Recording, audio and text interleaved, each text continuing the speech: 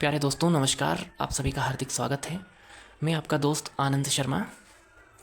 आप जानते हैं दर्शन शास्त्र हमारे एमपीपीएससी मेंस के पेपर 4 के सिलेबस का भाग है और इस प्रश्न पत्र के पार्ट ए में हम दर्शन शास्त्र, लोक प्रशासन, मनोविज्ञान इत्यादि विषय का अध्ययन करते हैं। साथ में भ्रष्टाचार वाली यूनिट भी है। मित्रों, दर्शन शास्त्र, आप सोचिए क्या आवश्यकता थी प्रशासन में आने वाले व्यक्तियों को दर्शन शास्त्र का अध्ययन कराए जाने की।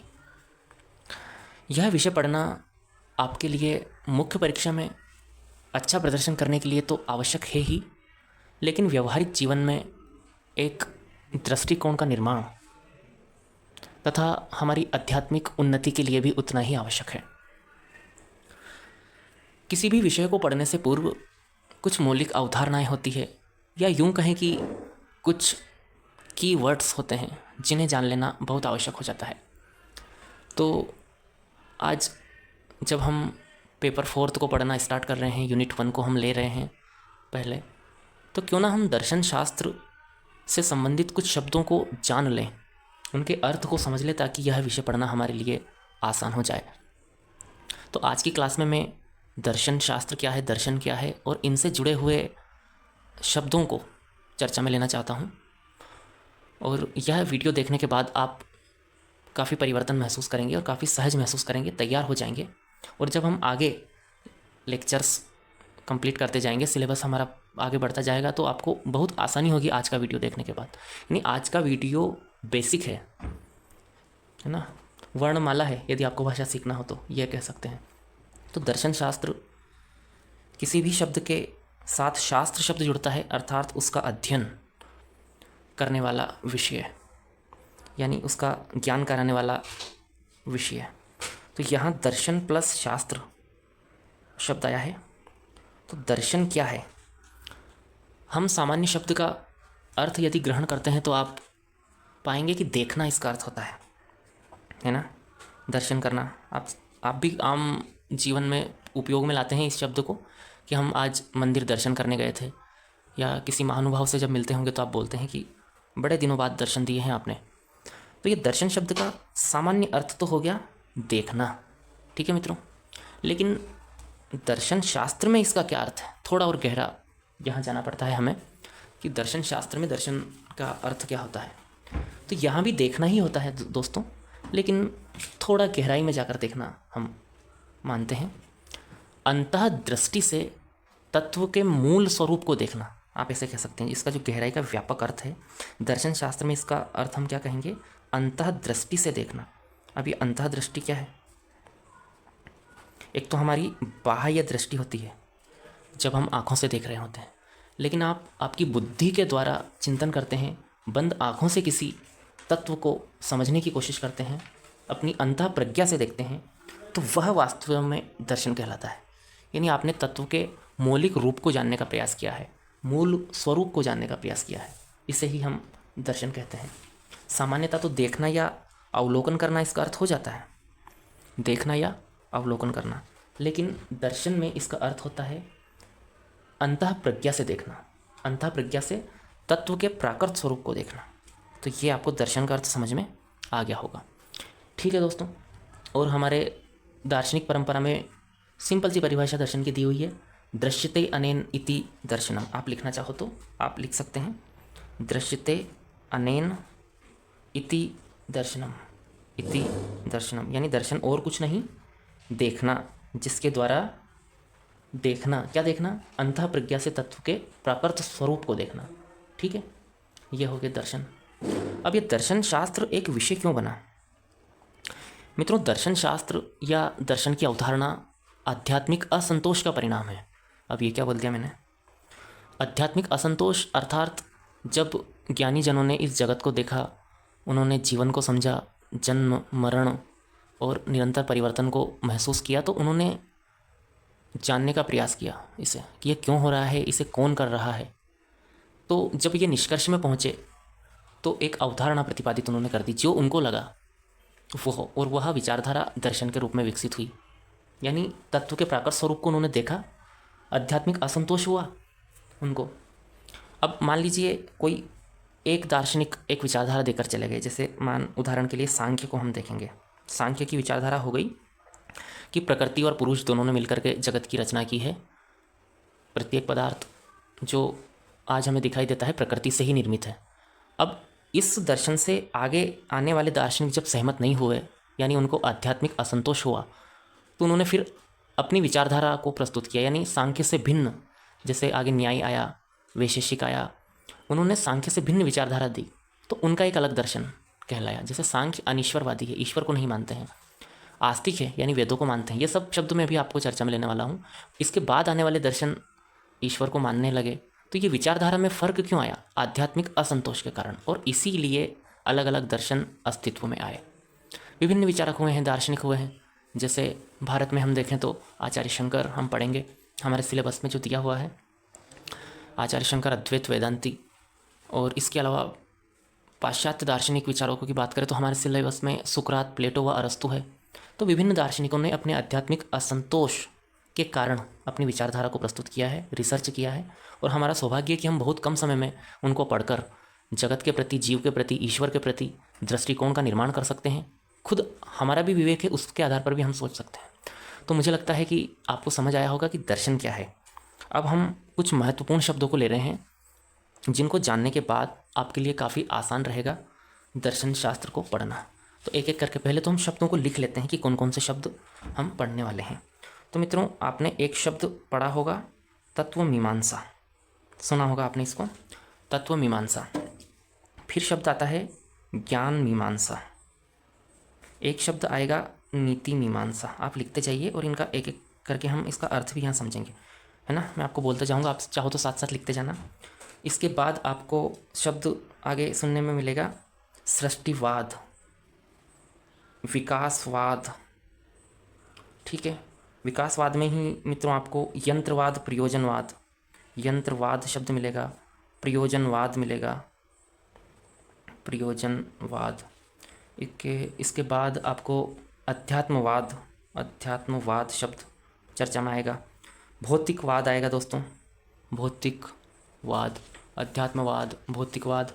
और आपके शब्द सुनने में आएगा उपादान, है ना, निमित्त और उपादान। चलो इधर लिख लेते हैं, आपको दिखाई देने में आसानी होता है कि निमित्त क्या होता है,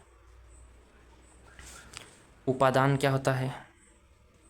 ठीक है, बुद्धिवाद क्या होता है, अनुभववाद क्या होता है, अनुभववाद ये शब्द आप सुनोगे। प्रमाण आप सुनोगे, प्रमाण या साधन। ठीक है ना। बंधन, खैर आपके तो आसान शब्द हो गया। मोक्ष, ठीक है।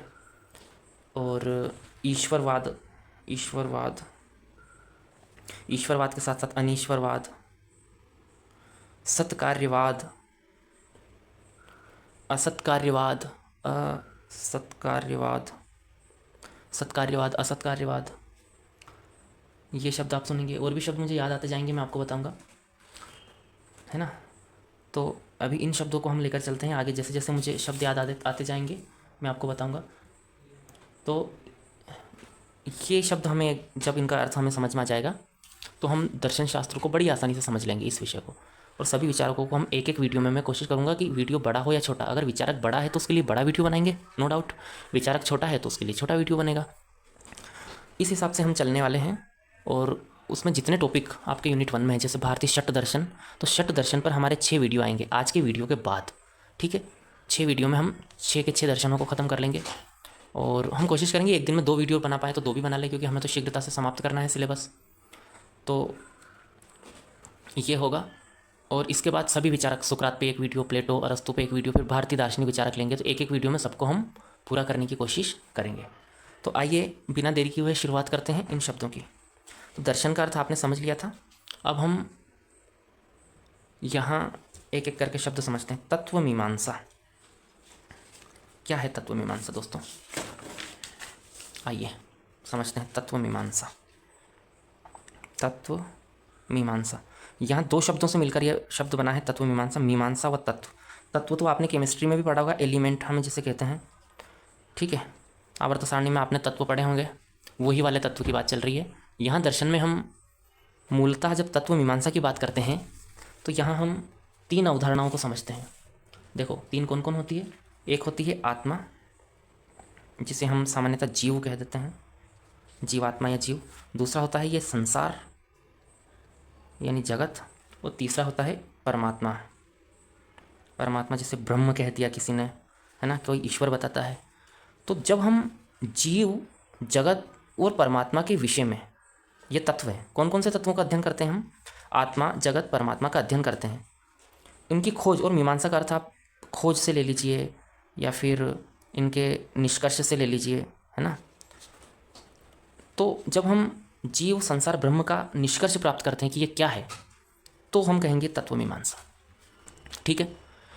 जैसे आपसे प्रश्न पूछ लिया जाता है कि शंकराचार्य की तत्व मीमांसा को समझाइए, तो यहाँ आप तत्व मीमांसा का क्या अर्थ लोगे कि ये पूछा गया है आपसे कि शंकराचार्य के अनुसार आत्मा क्या है, शंकराचार्य के अनुसार जगत क्या है और परमात्मा क्या है। सामान्यतः ये अर्थ, ये इनका तत्व है, मीमांसा हो गया।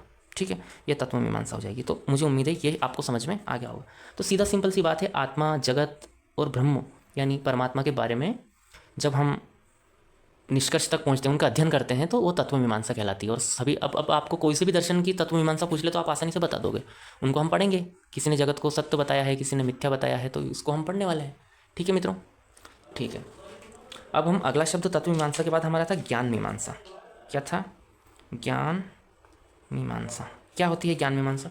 तो दोस्तों ज्ञान क्या है, एक तो हम क्या देखते हैं इसमें, ज्ञान क्या है।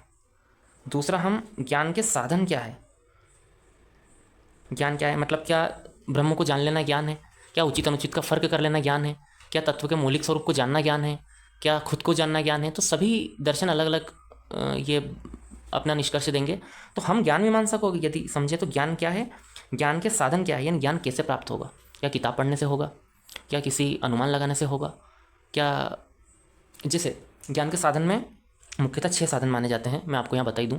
प्रत्यक्ष, इसके बाद अनुमान, शब्द, उपमान, अर्थापत्ति व अनुपलब्धि। ये 6 साधन इक्विपमेंट माने गए हैं जिससे हम दर्शन में ज्ञान को प्राप्त करते हैं। जैसे प्रत्यक्ष यानी आप आंखों से देख रहे हो, आपको ज्ञान हुआ, लाल रंग देखा आपने, आपको पता चला कि लाल ये पेन है, आपने आंखों से देखा, आपको ज्ञान हो गया। तो ये प्रत्यक्ष ज्ञान का साधन हुआ कि नहीं हुआ, आपको पता चला प्रत्यक्ष के द्वारा। फिर एक अनुमान होता है, अनु मतलब होता है मित्रों पश्चात, और मान का मतलब होता है ज्ञान। ठीक है, प्रत्यक्ष के बाद अनुमान। तो अनुमान से क्या, जैसे आपने धुआं देखा, धुआं देख के अनुमान कर लिया कि आग लगी हुई है। फिर एक ज्ञान का साधन माना जाता है शब्द। शब्द का मतलब है किसी के द्वारा बताया हुआ ज्ञान। शब्द हमें किताबों में मिलता है, हमारे ग्रंथों में मिलता है, या कोई ज्ञानी जन आपको बोलकर समझा रहा है तो वो शब्द द्वारा आपको पता चला बात, तो वो भी तो एक प्रमाण हुआ कि नहीं हुआ, हुआ ज्ञान का प्रमाण, ज्ञान का साधन, ज्ञान का प्रमाण। फिर एक उपमान होता है, आप मिलती जुलती चीज़ देख करके फट से बता देते हो कि ये तो यार ये वस्तु जैसा नजर आ रहा है, तो आपको ज्ञान क्या हुआ, पहले आपने कोई चीज़ देखा था, उसका अनुमान आपने लगा करके उपमान दे दिया, है ना। जैसे आपने गाय जैसा पशु देखा, नील गाय, उसको नाम दे दिया। एक होता है अर्थापत्ति, ये भी एक साधन माना जाता है ज्ञान का। अर्थापत्ति मतलब किसी विषय की आप जब कल्पना करते हो तो विरोधाभास दूर करने के लिए आप अर्थापत्ति ले लेते हो। जैसे कोई मोटा देवदत्त है, आपको एक मोटा व्यक्ति है, मोटा देवदत्त उदाहरण के लिए ले लो, तो किसी ने बोला कि मोटा देवदत्त है, वो दिन में खाना नहीं खाता। अब आप सोचोगे यार देवदत्त मोटा है और दिन में खाना नहीं खाता, ये क्या बात हुई, तो आपने अर्थ में आपत्ति ली कि नहीं ली। तो आप फिर उसमें सोचने लगोगे कि अगर देवदत्त दिन में खाना नहीं खाता मतलब या तो रात में खाना खाता है, या फिर देवदत्त खाना नहीं खाता लेकिन और कुछ बहुत खाता होगा, पीता होगा, जूस पीता होगा, है ना, खाना नहीं खाता होगा, फल खाता होगा, पर यदि वो मोटा है तो खाता जरूर है। ये ज्ञान आपको मिलता है अर्थापत्ति के द्वारा। आपने अपनी बुद्धि लगाई, ये ज्ञान का साधन हुआ कि नहीं हुआ, ज्ञान का प्रमाण हो गया। एक और ज्ञान का ये होता है अनुपलब्धि, भारतीय दर्शन में माना गया है इनको भी। अब कौन से दर्शन में कितने प्रमाणों को स्वीकार किया गया है ये तो आगे अध्ययन करने से ही पता चलेगा, मैं आपको एक एक करके सब बताऊंगा। अनुपलब्धि किसी विषय के अभाव में साक्षात मान लेना। जैसे अंधेरे में आपको प्रकाश का ज्ञान होता है, समझ रहे हो, दुख में आपको सुख का ज्ञान होता है। जब आपको दुख होता है ना तो आपको सुख की अनुपलब्धि होती है, उस समय तो आपको ज्ञान होता है कि यार सुख भी कोई वस्तु, कोई अवधारणा है। जब भूख लगती है ना आपको तो तृप्ति का ज्ञान होता है, प्यास के समय तृप्ति का ज्ञान हो रहा है। ठीक है, तो ये अनुपलब्धि कहलाती है। मुझे उम्मीद है आप अच्छे से समझ रहे होंगे, मन लगाकर मेरी बातों को सुन रहे होंगे। तो ज्ञान मीमांसा में और कुछ नहीं, ज्ञान क्या है, ज्ञान के साधन क्या है, और तीसरा लिख लेना ज्ञान का स्वरूप क्या है। स्वरूप, ज्ञान का स्वरूप क्या है, यह भी हम अध्ययन करते हैं। तो ये हो गई हमारी ज्ञान मीमांसा। अब ज्ञान मीमांसा के बाद हम बात करते हैं नीति मीमांसा की। ये शब्द भी काफ़ी आएगा। अब आप बता दोगे ना, कोई से दर्शन में आपको प्रश्न बनता है कि प्लेटो की ज्ञान मीमांसा को समझाइए, तो समझा दोगे? प्लेटो के अनुसार ज्ञान क्या है? तो उन्होंने कहा था प्रत्यय ही ज्ञान होता है, आइडिया ही ज्ञान है। फिर बताया कि ज्ञान ही सद्गुण है, यानी कोई व्यक्ति को ज्ञान है तो वह सद्गुणी हो जाएगा। ये सब बातें हम पढ़ेंगे, ये चीज़ें बताएंगे। ज्ञान के साधन क्या है, ज्ञान कैसे प्राप्त होता है, तो उन्होंने बताया कि द्वंद्वात्मक विधि द्वारा ज्ञान प्राप्त होता है, सुकरात ने बताया था। तर्क करते जाओ, प्रश्न पूछते जाओ, जो आपके विवेक पे खरा ना उतरे उसको डिनाई करते जाओ उस फैक्ट को, और आप ज्ञान तक पहुँच जाओगे। ये ज्ञान मीमांसा हो जाएगी। बता दोगे ना वैसे? ठीक है। अब हम नीति मीमांसा की बात करेंगे। नीति आपको वैसे ही समझ में आ रहा होगा। नीति का क्या मतलब है? मानव आचरण के उचित व अनुचित का निर्धारण हम जब करते हैं, कौन सा मानव आचरण उचित है और कौन सा अनुचित है, यही तो नीति है ना। उचित होता है उसको हरी झंडी मिलती है समाज में, अनुचित को नहीं मिलती है।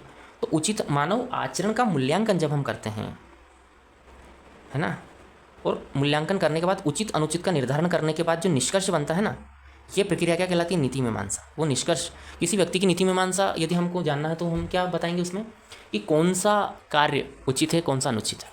हर दर्शन ने ये बातें बताई है, तो उसे हम नीति मीमांसा कहेंगे। अब मानव आचरण क्या होता है दोस्तों? जहाँ बाध्यकारी बातें होती है, जैसे किसी कानून में कोई काम निषेध है, वहाँ तो सब उसे नहीं करेंगे, लेकिन ऐसी क्रियाएं जो ऐच्छिक होती है, ऐच्छिक क्रियाएं, बड़े ध्यान से सुनना, ऐच्छिक क्रियाएं होती है, इनको हम आचरण कहते हैं। जैसे शराब पीना ऐच्छिक है। अब ए व्यक्ति है जो शराब पीता है, बी है वो शराब नहीं पीता है, तो अब यहाँ आचरण के रूप में हम मूल्यांकन कर लेंगे कि ए का आचरण अच्छा है, बी का नहीं है, क्योंकि वो ऐच्छिक क्रिया। अब चाहता तो ए भी नहीं पीता लेकिन वो पी रहा है, तो हम यहाँ मूल्यांकन करेंगे कि शराब नशा समाज के लिए अच्छा नहीं है। एक सामाजिक नीति मीमांसा है कि शराब अच्छी नहीं है, तो जो पी रहा है वो व्यक्ति का आचरण भी अच्छा नहीं माना जाएगा। समझ में आ रहा है आपको? मुझे उम्मीद है समझ आ रहा हो। तो जो संकल्प स्वातंत्र पर आधारित बात होती है, यानी अच्छी क्रिया होती है, आपने संकल्प कर लिया कि प्रतिदिन योग करना है, कोई एक व्यक्ति आलसी पड़ा रहता है, तो यहाँ स्थिति क्या बनेगी? ऐच्छिक क्रिया हुई। अब किसका आचरण अच्छा, किसका बुरा, ये आप उस आधार पर नोटिस कर लोगे। तो ये है नीति मीमांसा, मतलब उचित अनुचित मानव आचरण का मूल्यांकन करके उचित व अनुचित द्वारा निर्धारित करके निष्कर्ष तक पहुँचना नीति मीमांसा कहलाती है। तो आपको तत्व मीमांसा, ज्ञान मीमांसा और नीति मीमांसा अभी तक समझ में आ चुकी होगी। अगला जो शब्द हमने लिया था वह लिया था सृष्टिवाद। जी हाँ, सृष्टिवाद। सृष्टि का मतलब क्या होता है दोस्तों? सृजन, है ना। एक और इसका शब्द मैं आपको, सृजन यानी कि बनना, नया कुछ चीज़। तो सृष्टिवाद ये कहता है कि ईश्वर ने सृष्टि की रचना की है। सृष्टिवाद ऐसा बोलता है, सृजन किया है। तो जो दार्शनिक ऐसा मानते हैं कि ईश्वर ने इस सृष्टि को बनाया है, जगत को बनाया है, तो वह सृष्टिवादी है। यह सृष्टिवाद कहलाता है। समझ में आ गया आपको, है ना। ईश्वर ने सृजन किया है, ऐसा कर लो, ईश्वर ने सृजन किया। ईश्वर ने सृजन किया, किसका सृजन किया? जगत का सृजन किया। यह सृष्टिवाद हो गया। फिर हमारा अगला शब्द था सृष्टिवाद के बाद विकासवाद। देखिए दोस्तों, ये अलग बात हो, ये इसका विपरीत शब्द है, मैंने पास इसीलिए लिया। सृष्टिवाद का अपोजिट वर्ड हो गया विकासवाद। विकासवाद क्या कहता है? ईश्वर ने सृष्टि नहीं की, प्रकृति खुद ही लगातार विकसित होती जा रही है ना। जब आप विज्ञान पढ़ते हैं, सामाजिक विज्ञान पढ़ते हैं, तो आपने देखा होगा उसमें हम आदि मानव थे, जब झुककर चलते थे, 4 पैरों से चलते थे, धीरे धीरे हम होमो होबलिस, होमो इरेक्टस, होमो सेपियंस आगे हमारा विकास हुआ कि नहीं हुआ? ऐसे ही इस जगत का भी विकास हो रहा है। इसमें ईश्वर का कोई योगदान नहीं है, प्रकृति खुद को लगातार विकसित कर रही है। तो ये विचारधारा विकासवाद कहलाती है। अब इसमें भी आगे 2 विचारधाराएँ आ जाती है। एक होता है दोस्तों इसमें यंत्रवाद, और दूसरा होता है प्रयोजनवाद। अब यहाँ समझना, विकासवाद मतलब स्वतः ही सृष्टि, यहाँ पर लिख लो, स्वतः ही जगत विकसित हो रहा है, इसमें ईश्वर कुछ नहीं कर रहा है। अब इसमें 2 विचार आते हैं, एक तो यंत्रवाद, एक प्रयोजनवाद। यंत्रवाद का, यंत्र का मतलब क्या होता है? कोई मशीन हुई, है ना, मैकेनिज्म ऐसा। तो यंत्रवाद ऐसा है जैसे घड़ी है, आपके घर में घड़ी लगी हुई है, अब वह घूमती रहती है दिन भर, उसका कोई पर्पस होता है क्या? खुद के घूमने का कुछ नहीं, उन कांटों का कुछ नहीं, जब तक उसमें एनर्जी है, घूम रही है लगातार। तो यंत्रवाद ऐसा कहता है कि ये मशीन की भांति चल रहा है ये संसार, इसका कोई प्रयोजन नहीं है ना। जन्म मरण होता रहेगा, विकास होता रहेगा, है ना, संसार विकसित हो जाएगा, फिर संतुलन हो जाएगा, भूकंप प्रलय जो चीज़ें हैं वो चलता रहेगा, लेकिन इसमें ईश्वर का योगदान भी नहीं है और ये मशीन की भांति चल रहा है, इसका कोई प्रयोजन नहीं है, कोई उद्देश्य नहीं है। दूसरी ओर विकासवाद में एक विचार आता है प्रयोजनवाद का, यानी सृष्टि का निर्माण ईश्वर द्वारा तो नहीं हुआ है, ये विचारधारा कहती है, विकासवाद द्वारा हुआ है, लेकिन विकासवाद भी एक प्रयोजन के लिए हुआ है ना। इस शब्दों को कहीं अपन वहाँ भी जोड़ सकते हैं कि ईश्वर का प्रयोजन है पर प्रयोजन का मतलब है किसी उद्देश्य के लिए यह संसार चल रहा है। ठीक है दोस्तों, इतना आपको समझ में आ गया होगा, तो ये प्रयोजनवाद हो जाएगा। अगला शब्द हमने क्या लिया था? अध्यात्मवाद। चलिए अध्यात्मवाद पर बात करते हैं। अध्यात्मवाद, अध्यात्म, आप है ना लिखते जाइए आपके साथ साथ इनको। तो अध्यात्मवाद क्या कहता है कि जो ये संसार का अंतिम तत्व है, अंतिम मूल तत्व जिससे संसार बना है, अंतिम मूल तत्व, समझ रहे हो आप, वो चेतन है। वो क्या है? चेतन है ना। और इस चेतना से ही जड़ का विकास हुआ है, समझ रहे हो। यानी आत्मा ना होती तो शरीर भी नहीं होता, ऐसा कहना है अध्यात्मवादियों का, और यही अध्यात्मवाद कहलाता है। यानी अंतिम मूल तत्व क्या है? चेतन है। और वहीं अध्यात्मवाद के विपरीत एक शब्द आता है भौतिकवाद। भौतिक का मतलब भौतिक, भूत शब्द से बना है। भूत यानी वही पंच तत्व, क्या? पृथ्वी, जल, अग्नि, वाक, आकाश, वायु। तो ऐसा कहना है कि जो अंतिम मूल तत्व है, अंतिम मूल तत्व, इस जगत का अंतिम मूल तत्व है, वह जड़ है। क्या है? जड़ है। और जड़ से चेतन बना है। ये किनका मानना है? भौतिकवाद का। अध्यात्मवाद का मानना है अंतिम मूल तत्व चेतन है, भौतिकवाद का मानना है अंतिम मूल तत्व जड़ है। समझ में आ रहा है बात? अरे बोलो, समझ में आ रहा है क्या? बिल्कुल आ रहा है, बहुत आसान है, कोई बड़ी चीज़ नहीं है। तो अध्यात्मवाद, भौतिकवाद, इनको अच्छे से रट लेना, समझ लेना बढ़िया तरीके से। रट क्या लेना? समझना ना, ये तो समझने की चीज़ें हैं। तो ये हो गया अध्यात्मवाद, भौतिकवाद। और हमने शब्द क्या क्या लिखे थे आपको बताता हूँ। निमित्त क्या है, उपादान क्या है, बुद्धिवाद क्या है। चलो इनको यहीं पे इधर मैं लिख कर बस समझा देता हूँ। निमित्त क्या है, उपादान क्या है। एक उदाहरण अगर मैं यहाँ ले लूँ तो आपको आसानी से समझ में आ जाएगा। एक घड़ा है, मिट्टी का, आपने घड़ा देखा होगा। तो घड़ा बनता कैसे है दोस्तों? मिट्टी से, है ना। मिट्टी का घड़ा मान लो, मिट्टी का घड़ा मिट्टी से बनेगा। और बनाता कौन है घड़े को? अभी तो घड़ाकार बनाता है, पर कुम्हार हमारे यहाँ प्रसिद्ध रहे हैं घड़ा बनाने के लिए, कुम्हार जाति के लोग। तो ये मिट्टी जो होती है दोस्तों, इसे उपादान कहा गया है दर्शन में, उदाहरण से समझा रहा हूँ। और कुम्हार है, इसको निमित्त माना गया है। अब आप ध्यान देना, इधर ध्यान दो। यानी इस जगत के निर्माण में जो सामग्री है, सामग्री लगी कि नहीं लगी, है ना। पीरियोडिक टेबल में तत्व है ना, उन तत्वों से ही तो बना है। आपके आसपास जो भी दिख रहा है सब एलिमेंट है, सब परमाणुओं के संयोग से बना है ना। तो ये सामग्री क्या है? उपादान। क्या है? उपादान। और इसे बनाया किसने? जैसे घड़े को कुम्हार ने बनाया तो कुम्हार निमित्त हो गया। तो ऐसे ही जो ईश्वरवादी दार्शनिक है, उन्होंने ईश्वर को सृष्टिकर्ता बताया है कि सृष्टि का निर्माण ईश्वर ने किया है, तो उस ईश्वर को निमित्त बता दिया है। तो उपादान कारण हुआ, निमित्त कारण हम मानते हैं सृष्टि का। तो जब हम उपादान की बात करेंगे तो सीधा आप आ जाना सामग्री पर, और निमित्त की बात करेंगे तो आ जाना आप बनाने वाला, है ना, दुनिया बनाने वाला। ठीक है, ये चीज़ें हो जाएंगी, आप समझ जाओगे। अब बुद्धिवाद व अनुभववाद को जानते हैं। मित्रों, आप सभी बुद्धिमान प्राणी हैं। मुख्यतः बुद्धिवाद और अनुभववाद शब्द पाश्चात्य दर्शन में अधिक चर्चित रहे हैं। बुद्धिवाद का मतलब सीधा सा है कि ज्ञान का स्रोत बुद्धि है, ऐसा कहना है बुद्धिवाद का। बुद्धिवाद का ऐसा मानना है कि ज्ञान बुद्धि द्वारा आएगा, इंद्रियों द्वारा नहीं। समझ में आ रहा है? यानी आप इंद्रियों द्वारा प्राप्त ज्ञान को बुद्धि की कसौटी पर जब खरा उतारोगे, कसोगे, तो आपको ज्ञात होगा कि ज्ञान क्या है। ठीक है मित्रों? ठीक है, तो ये बात हो गई। यानी समस्त ज्ञान बुद्धि द्वारा प्राप्त हो सकता है ना। इन्होंने इंद्रियों के ज्ञान को सीमित व भ्रांत माना है बुद्धिवादियों ने। जैसे कोई चीज़ हम दूर से देखते हैं, मृग मरीचिका का उदाहरण ले लीजिए, यहाँ आंखों द्वारा दिखाई दे रहा है, वो भी सही नहीं है। कई बार रस्सी में हम सर्प की कल्पना करने लगते हैं, लेकिन जब हम बुद्धि लगाएंगे तो वह सत्यापित ज्ञान हो जाएगा। तो ये बुद्धिवाद है कि ज्ञान का स्रोत बुद्धि है, ना कि इंद्रियाँ। अनुभववाद ये कहता है कि ज्ञान का स्रोत अनुभव है। ज्ञान का स्रोत क्या है?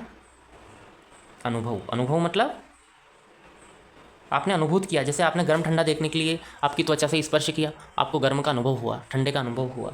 ठीक है, तो अनुभववाद यही कहता है कि ज्ञान का एकमात्र स्रोत अनुभव है। बुद्धि निष्क्रिय होती है। जब तक इंद्रियां बुद्धि को ये इनपुट नहीं देगा, तब तक आप अनुभूत नहीं कर पाओगे। अतः ज्ञान क्या होता है? जन्मजात नहीं होता है, अनुभव द्वारा प्राप्त होता है। सापेक्षिक होता है ज्ञान, आत्मनिष्ठ होता है ज्ञान, अनुभव द्वारा है ना। आपने जिस व्यक्ति ने अलग अलग दिनों में अलग अलग चीज़ें अनुभव किया, तो उनका ज्ञान अलग अलग हो जाएगा यहाँ। तो ये क्या होता है मित्रों? अनुभववादी लोग संदेह में पड़ जाते हैं अंततः, ये याद रखना आप, क्योंकि इंद्रियों की तो सीमा होती है, और जो बुद्धिवादी होते हैं वो बहुत आगे जाते हैं। वास्तव में बुद्धिवाद अधिक प्रबल है यहाँ पर। तो ये आप समझ गए। अब बंधन क्या है? बंधन का सीधा सीधा अर्थ होता है बंध जाना, है ना। जैसे आप विवाह बंधन में बंध गए होंगे, कुछ लोग नहीं बंधे होंगे। तो बंध गए तो आपने क्या समझ लिया? मेरी पत्नी मेरा जीवन है, उनका ससुराल और आपका घर, ये दो दो आपके जिम्मेदारियों के जिम्मेदारियों की श्रृंखला में जुड़ गए हैं, 2 मम्मी 2 पापा आपके हो गए हैं, तो आप बंधन में आ गए हो कि नहीं आ गए हो जिम्मेदारियों के। अब दर्शन की भाषा में यदि इसको लेके जाएँ तो जो जीव होता है वो शरीर को अपना समझने लगता है, यही बंधन है सामान्यतः। जबकि वो तो नश्वर है, शरीर तो एक दिन समाप्त हो जाएगा, और जीव तो शाश्वत है अधिकांश दर्शन में। चारवाक हालांकि अलग बात करते हैं, वो हम चर्चा में लेंगे। तो क्या हुआ, बंधन का मतलब यही है।